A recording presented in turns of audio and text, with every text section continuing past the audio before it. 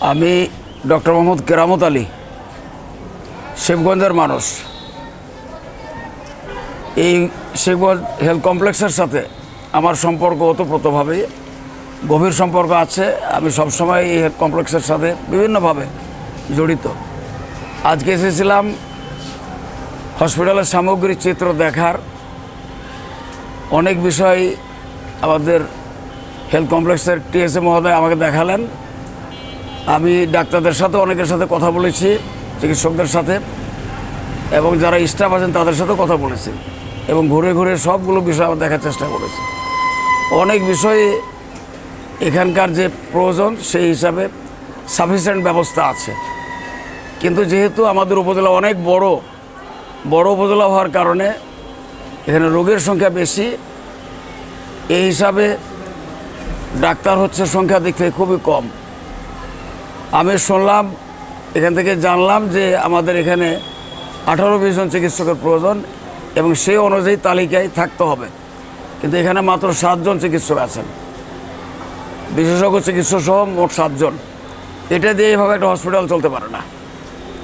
তা আমি এক্ষেত্রে বলতে চাই যে এই শিবগঞ্জ হসপিটাল এরকম জনবহুল একটা উপজেলার হসপিটাল, এখানে একদিকে আমাদের বেড সংখ্যা বাড়তে হবে, পাশাপাশি চিকিৎসক সংখ্যা বাড়তে হবে, যাতে করে সাধারণ রোগী যারা আউটডোরে আসে, চিকিৎসার জন্য আসে, তারা এখান থেকে চিকিৎসা পেতে পারে। এবং যাদের ভর্তির প্রয়োজন, বেড সংখ্যা বেড়ে গেলে এখানে ভর্তিও বাড়তে পারে, তখন তারা চিকিৎসা নিতে পারবেন। এই বিষয়টা আমি ঊর্ধ্বতন কর্তৃপক্ষের কাছে আমার দিক থেকে আমি জানাবো। এখানে টিএসএ মহোদয় আমাকে সব ধরনের সহযোগিতা করেছেন। তিনি বলেছেন আমাদের এই জিনিসগুলো আমাদের ঘাটতি আছে, আমাদের ল্যাকনেস আছে, আমরা এটা পারছি না। এটা আপনি ইচ্ছা করলে যে কোনো জায়গায় এটাকে আপনি বলতে পারেন, আমাদের জন্য সুবিধা হবে। আর আমি শিবগঞ্জের একেবারে সাবেক 2 বারের চেয়ারম্যান হওয়ার কারণে আমার দায়িত্ব নিয়েই আমি এই কথাগুলো বলতে চেয়েছি। স্থানীয় প্রশাসন এবং এই স্বাস্থ্য বিভাগের মন্ত্রণালয় পর্যন্ত আমি এই বিষয়গুলো তুলে ধরার চেষ্টা করব ইনশাআল্লাহ। আমি সেখান থেকে চাই আমাদের যে সমস্ত দুর্বল দিকগুলো আছে, আমাদের বিল্ডিং অনেক পুরনো বিল্ডিং, এখানেও আমাদের নতুন বিল্ডিং হওয়া প্রয়োজন। বেশ কিছু জায়গা আছে যেমন একেবারে ছোট্ট জায়গার মধ্যেই তাকে বসে দায়িত্ব পালন করতে হয়, এবং তাদের যে আধুনিক সুযোগ সুবিধা সেটা নাই, চিকিৎসকদের নাই, যারা সার্ভিস দিচ্ছেন তাদেরও নাই।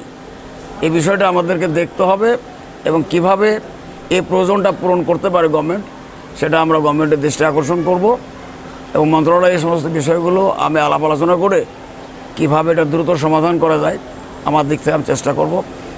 তো এখানে কিছু জিনিস আছে যেগুলো আমি, যেমন বর্জ্য এখান থেকে যেখানে ফেলা হয়, আমি কথা শুনেছি এটা নিয়মিতভাবে পৌরসভার সার্ভিসটা থাকা উচিত। এটা তারা ডেলি এই সমস্ত বর্জ্যগুলো, এই ময়লাগুলো নিয়ে যেতে পারে, ফেলতে পারে। এখানেও একটা দুর্বলতা আমি দেখেছি। এখন যেহেতু আমাদের পৌরসভার মেয়র নেই, আমি উপজেলা ইউনো মহোদয়কে আমি বলবো কথাটা, উনি যেন এখানে নিয়মিত একটা সার্ভিস দেওয়ার ব্যবস্থা করেন। আর প্রত্যেকটা বিষয়ে আমি দৃষ্টি আকর্ষণ করেছি, আমাদের পক্ষ থেকে আমরা ইনশাআল্লাহ সহযোগিতা করব। জি।